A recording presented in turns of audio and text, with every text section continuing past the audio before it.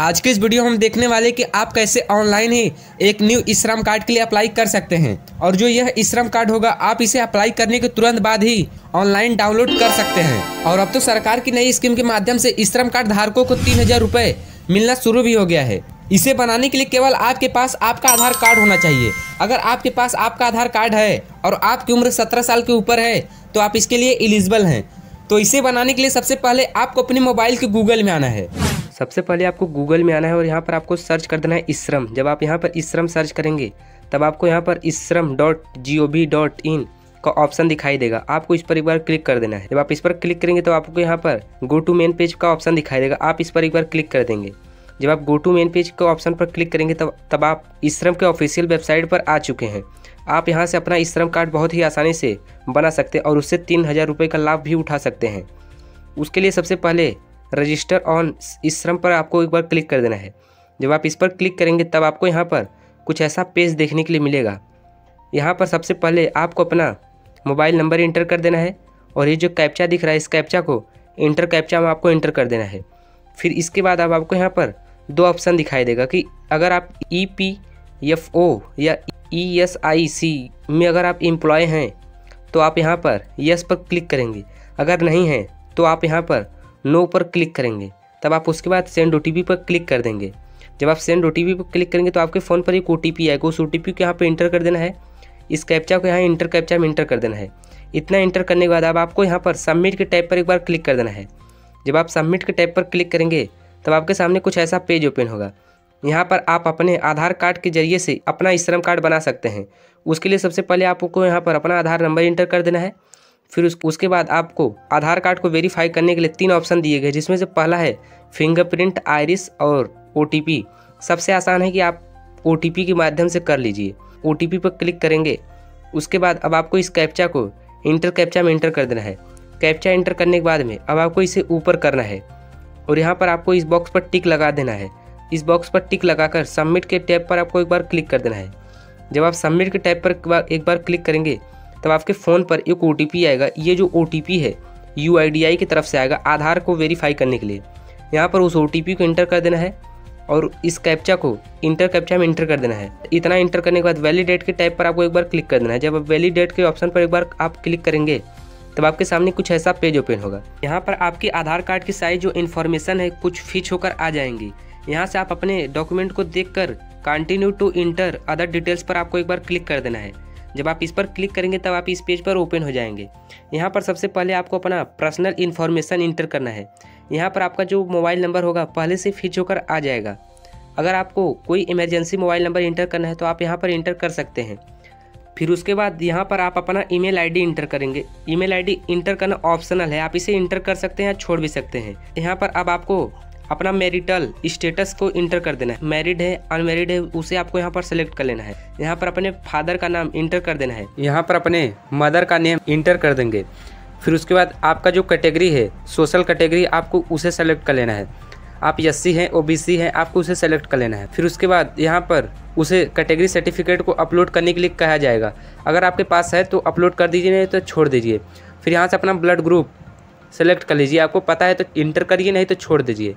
अब आपको यहाँ पर डिफरेंटली एबव का ऑप्शन दिखाई देगा। आपको यहाँ पर यस पर क्लिक कर देना है। तब आपको यहाँ पर नॉमिनी डिटेल्स को इंटर करने के लिए ऑप्शन आएगा। सबसे पहले आपको अपने नॉमिनी का नाम इंटर कर देना है। फिर डेट ऑफ बर्थ और नाम इंटर कर देना है कैलेंडर के माध्यम से। उसके बाद अब आपको यहाँ पर जेंडर सेलेक्ट कर लेना है। फिर उसके बाद अब आपका जो नॉमिनी के साथ रिलेशन है, जैसे फादर या मदर हैं आपके या सिस्टर हैं, उसे आपको सेलेक्ट कर लेना है। फिर यहाँ पर आपको अपने नॉमिनी का डिटेल्स एड्रेस इंटर कर देना है। एड्रेस इंटर करने के बाद यहाँ पर आपको अपने नॉमिनी का मोबाइल नंबर इंटर कर देना है। ये मोबाइल नंबर सेम भी हो सकता है, दूसरा भी हो सकता है। इतना इंटर करने के बाद सेव एंड कंटिन्यू के टैब पर आपको एक बार क्लिक कर देना है। जब आप क्लिक करेंगे तो आप इस पेज पर ओपन हो जाएंगे। सबसे पहले आपको यहाँ पर अपना रेसिडेंटल डिटेल्स को भर लेना है। उसके लिए सबसे पहले आपको यहाँ पर अपना जो आपका स्टेट है यहाँ से आप अपना स्टेट सेलेक्ट कर लेंगे। उसके बाद अब आपको यहाँ पर अपना डिस्ट्रिक्ट सेलेक्ट करना है। जो आपका डिस्ट्रिक्ट है उसे आपको सेलेक्ट कर लेना है। फिर इसके बाद अब आप यहाँ पर अपना स्टेट स्पेसिफिक ID को इंटर कर देंगे। उसके बाद अब आपको यहाँ पर अपना करेंट एड्रेस सेलेक्ट कर लेना है कि आप ग्रामीण से हैं या फिर अर्बन से हैं। आप उसे सेलेक्ट करने के बाद में आप यहाँ पर अपना एड्रेस इंटर कर देंगे। लाइन नंबर 1 और लाइन नंबर 2। फिर इसके बाद आपको यहाँ पर अपना स्टेट और डिस्ट्रिक्ट सेलेक्ट कर लेना है। फिर उसके बाद अब आपको यहाँ पर अपना सब डिस्ट्रिक्ट सेलेक्ट कर लेना है। फिर उसके बाद अपने एरिया का पिन कोड, जो आपके एरिया का पिन कोड हो उसे आपको यहाँ पर इंटर कर लेना है। यहाँ पर फिर अपना स्टेइंग एट करेंट लोकेशन आपको यहाँ पर सेलेक्ट कर लेना है कि यहाँ पर आप कितने सालों से रह रहे हैं, कहीं 3 साल से 4 साल से यहाँ पर आपको सेलेक्ट कर लेना है। फिर इसके बाद अब आपको यहाँ पर वही फिर से डॉक्यूमेंट अपडेट करने के लिए आएगा। यहाँ पर फिर से वही आप ऊपर वाले डॉक्यूमेंट को आप वैसा ही इंटर करने के बाद में सेव एंड कंटिन्यू के टैब पर आपको एक बार क्लिक कर देना है। जब आप इस पर क्लिक करेंगे तब आपके सामने कुछ ऐसा पेज ओपन होगा। अब आप यहाँ पर अपना एजुकेशन क्वालिफ़िकेशन इंटर करेंगे। सबसे पहले आप यहाँ पर अपना एजुकेशन क्वालिफ़िकेशन बताएंगे कि आप कितने तक शिक्षा ग्रहण किए हैं, शिक्षा ग्रहण की है उसे आपको यहाँ पर बताना है। फिर उसके बाद यहाँ पर अगर आपका उसका सर्टिफिकेट है तो आप यहाँ पर उसे अपलोड कर देंगे। उसके बाद यहाँ पर आपको मंथली आपका इनकम कितना है उसे आपको सेलेक्ट कर लेना है। मंथली इनकम सेलेक्ट करने के बाद में यहाँ पर आपको इनकम सर्टिफिकेट अपलोड करने के लिए कहा जाएगा। आप इसे छोड़ भी सकते हैं या फिर अपलोड कर सकते हैं, बाद में इसे अपलोड कर देंगे। फिर कंटिन्यू सेव के ऑप्शन पर एक बार क्लिक कर देंगे। जब आप कंटिन्यू सेव के ऑप्शन पर क्लिक करेंगे तब आपको यहाँ पर ऑक्यूपेशन अपना सेलेक्ट करना है। जो आपका आदत है उसे आपको सेलेक्ट करना है, जो आपके अंदर स्किल है उसे आपको सेलेक्ट करना है। उसके लिए सबसे पहले आपको यहाँ पर क्लिक हेयर के टैब पर आपको एक बार क्लिक कर देना है।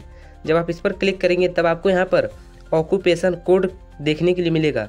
आपका जो वर्क है, जो आपका ऑक्यूपेशन है, जैसे आप कारपेंटर है, बढ़ई है, कंप्यूटर या स्विगी जोमेटो पर काम करते हैं, डिलीवरी बॉय हैं, तो यहाँ पर आपको अपना ऑक्यूपेशन कोड सेलेक्ट कर लेना है। जब आप ऑक्यूपेशन कोड सेलेक्ट कर लेंगे, आप इस काम को कितने सालों से कर रहे हैं यहाँ पर आपको लिख देना है, यहाँ पर आपको बताना है। फिर इसके बाद आपको सेकेंडरी जो आपका ऑक्यूपेशन है उसे आपको सेलेक्ट करके यहाँ पर फाइल अपलोड करना है। फिर उसके बाद आपको यहाँ पर how did you acquire skill, आपका जो स्किल है कब से है, आप इसे कैसे प्राप्त किए हैं, किसी से ट्रेनिंग से प्राप्त किए हैं या फिर स्वयं से प्राप्त किए हैं। तो जैसा कि मैं यहाँ पर ये दूसरा ऑप्शन मैंने इसे खुद से प्राप्त किया है, तो यहाँ पर इस पर क्लिक कर देंगे। फिर अब आपको यहाँ पर सब स्किल का ऑप्शन दिखने के लिए मिलेगा। सब स्किल में आप यहाँ पर आपको सेल्फ लर्निंग के ऑप्शन पर क्लिक कर देना है। फिर उसके बाद अब आपको यहाँ पर इंटरेस्टेड इन स्किल जो है यहाँ पर आपको इसी ऑप्शन पर क्लिक कर देना है। इतना इंटर करने के बाद सेव एंड कंटिन्यू के टैब पर एक बार क्लिक कर देंगे। उसके बाद अब आपको ऐसा पेज देखने के लिए मिलेगा। इसे जब आप ऊपर करेंगे तब आप यहाँ पर अपना बैंक की सारी डिटेल्स को इंटर करेंगे। सबसे पहले आप अपने अकाउंट नंबर को यहाँ पर इंटर करेंगे, फिर कन्फर्म अकाउंट नंबर वही इंटर करेंगे, फिर बैंक अकाउंट होल्डर का नेम यहाँ पर इंटर कर देंगे। फिर उसके बाद बैंक का जो IFSC कोड होता है, बैंक का IFSC कोड यहाँ पर इंटर कर देंगे। फिर उसके बाद अब आपको यहाँ पर जो बैंक का नेम होता है और बैंक का ब्रांच ऑटोमेटिक अपने आप फिच हो जाएगा। उसके बाद अब आपको यहाँ पर सेव एंड कंटिन्यू के टैब पर एक बार देना है। जब आप यहाँ पर सेव एंड कंटिन्यू के टैब पर एक बार क्लिक कर देंगे तब आप इस पेज पर फिर से ओपन हो जाएंगे।